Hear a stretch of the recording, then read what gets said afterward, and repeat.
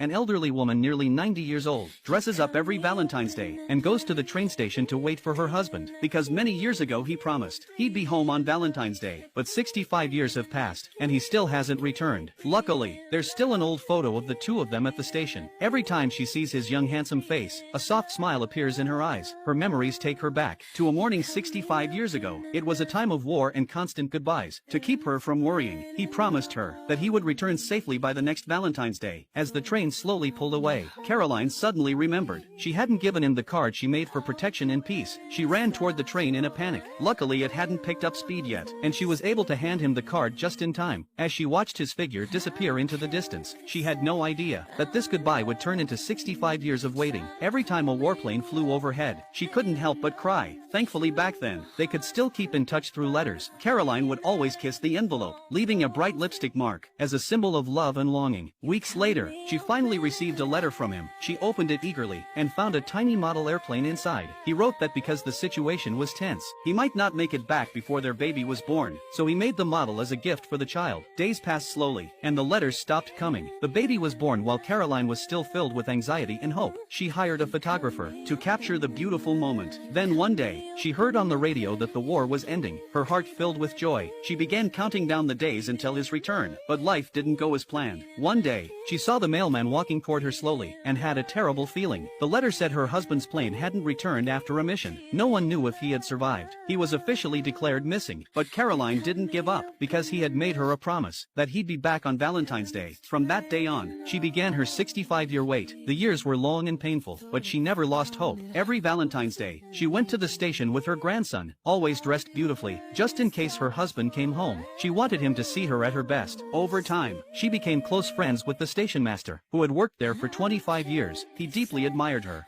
25 years I've been working here. You haven't been late once.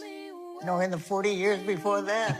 Meanwhile, her grandson, worried about her age, contacted a major local TV station, hoping the media could help fulfill her wish. The station director sent reporter Susan to look into the full story. On the day of the official interview, Caroline opened up for the first time and showed Susan the only letter she had from her husband. She shared their love story, from how they met to how they fell in love. Everyone on set was deeply moved. Susan worked tirelessly and miraculously uncovered news about Caroline's husband. It turned out he had shielded a child from gunfire and was badly wounded while helping others escape. Instead of fleeing, he stayed behind to hold off the enemy. Later, his comrade returned with reinforcements. They buried him in the rainforest. When Caroline heard the news, her grief seemed to freeze the air around her. A year later, just as she was beginning to heal, two soldiers appeared at her door. The TV broadcast had caught the military's attention. After an investigation, they found her husband's belongings and a